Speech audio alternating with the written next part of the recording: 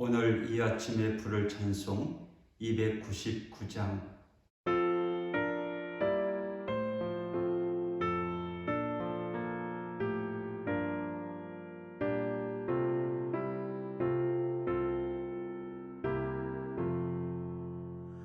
하나님 사랑은 온전한 참 사랑 내 맘에 부어주시사 충만케 하소서. 내 주님 참 사랑 햇빛과 같으니 그 사랑 내게 비추사 뜨겁게 하소서.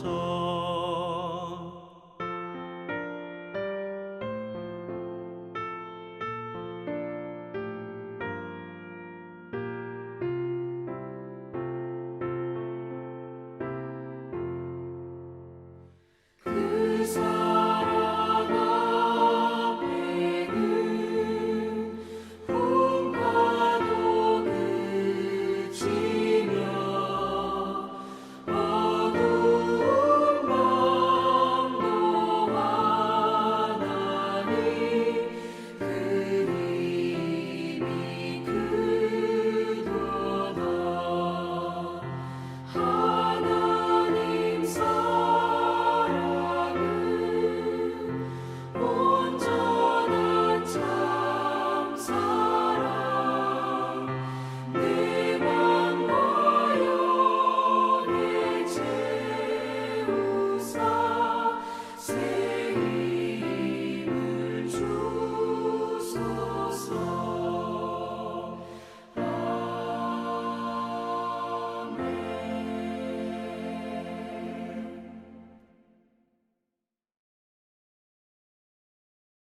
요한일서 3장 4절에서 10절까지의 말씀.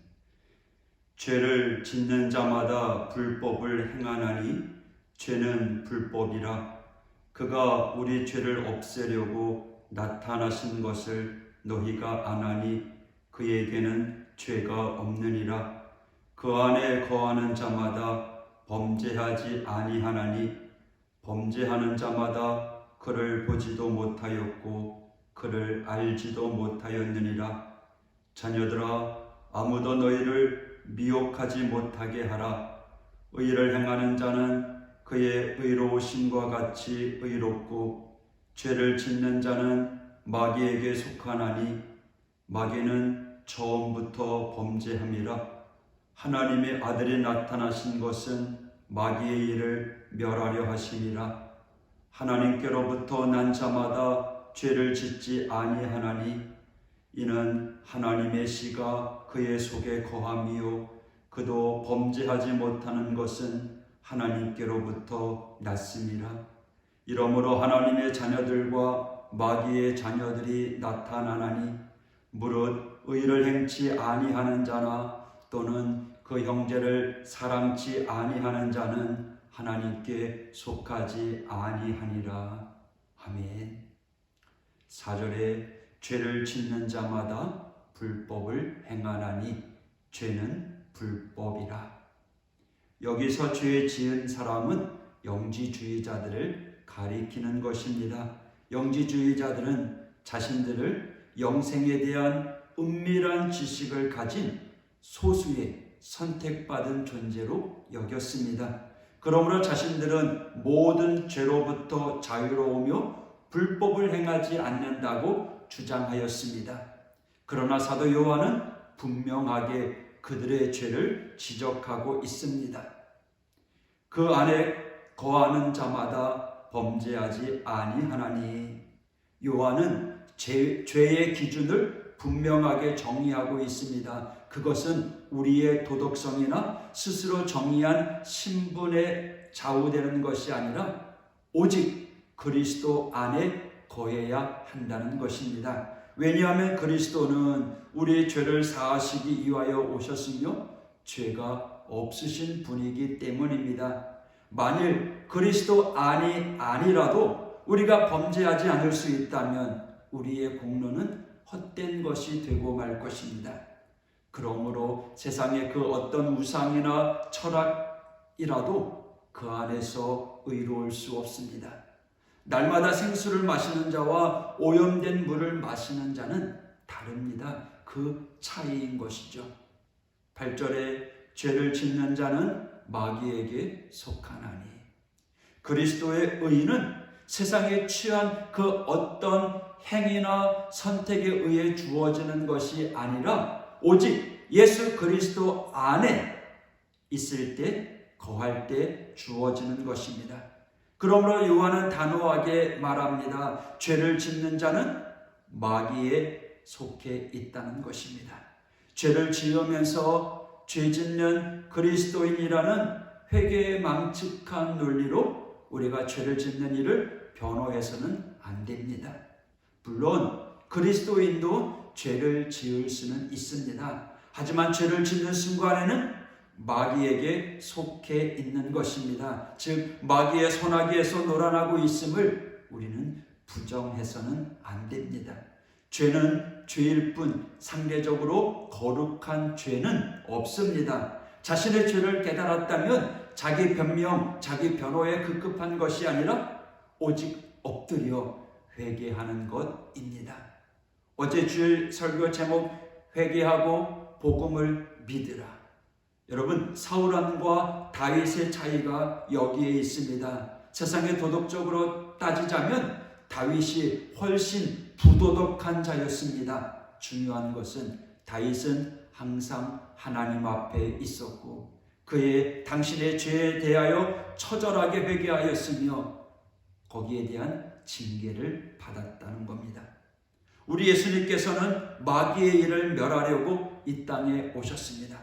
그런데 마귀의 일에 동참하면서 스스로 그리스도인이라고 한다면 그것은 주님을 기만하는 것입니다.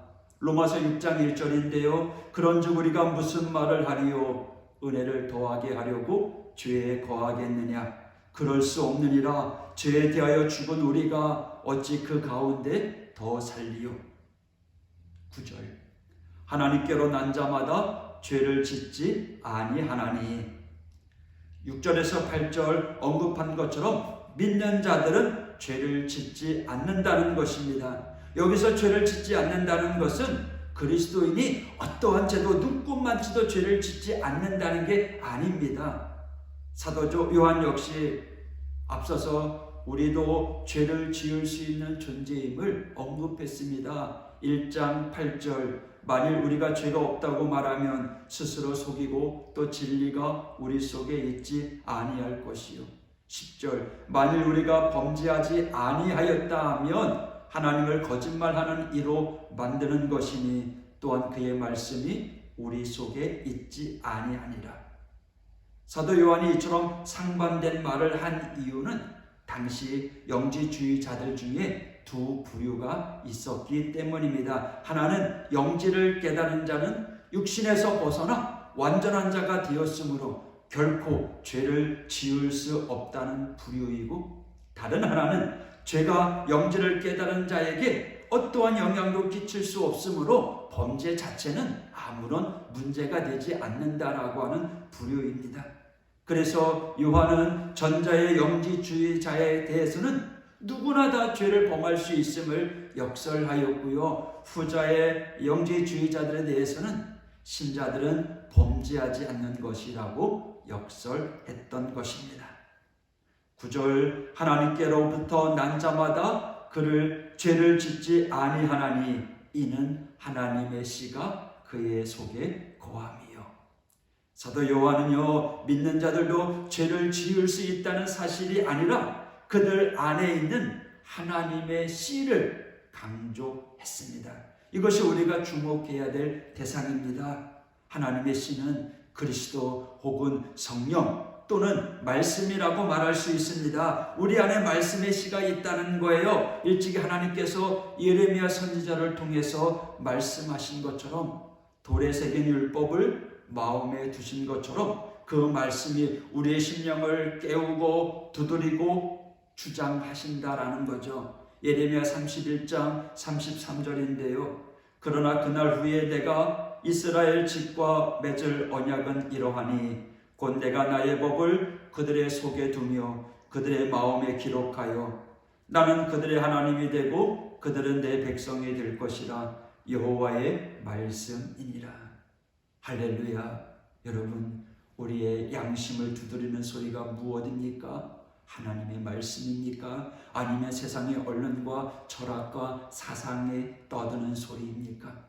여러분, 내가 그리스도인이라는 그 시금석은 내 양심을 두드리는 것이 무엇이냐에 달려 있습니다. 세상의 소리에 귀 기울임으로 우리 안에 있는 성령을 근심케 하지 마십시오. 사랑하는 성도 여러분, 하나님은 사랑이십니다. 그 사랑으로 우리를 사랑하시고 자녀 삼아 주셨습니다. 우리는 복된 신분을 가졌습니다. 오늘 하루도 이 복된 신분을 가지고 하나님의 일을 해나가는 우리 믿음의 성도가 되길 원합니다. 오늘도 당당하게 사탄과 맞서 싸워 이겨나가는 거룩한 하나님의 자녀가 되기를 주님의 이름으로 축복합니다. 기도하겠습니다. 하나님 아버지, 감사합니다. 연약한 저희들을 하나님의 자녀 삼아주시고 거룩한 하나님 나라의 백성이 되게 해주시니 감사드립니다. 그러나 고백하기는 너무나 연약합니다. 부족합니다. 사탄의 유혹 속에 흔들릴 때가 많이 있습니다. 하나님, 저희들을 보호하여 주옵소서. 하나님의 말씀을 붙잡고 회개하며 믿음으로 이 험한 세상 이겨나갈 수 있도록 지켜보아여 주옵소서. 우리의 삶 가운데 하나님의 나라가 이루어지게 하여 주셔서 그 안에서 감사하며 살아가는 이 하루가 될 수 있도록 축복하여 주옵소서. 예수님 이름으로 간구하며 기도하였습니다. 아멘.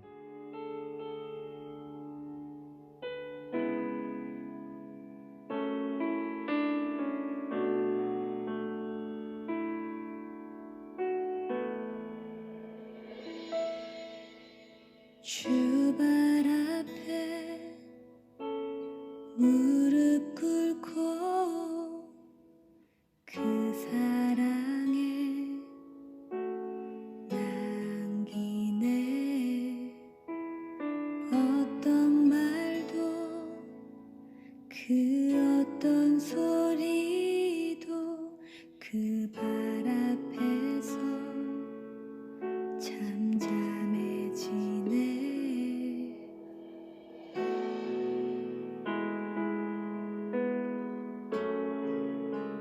주 나의 사랑 그 발 앞에 앉아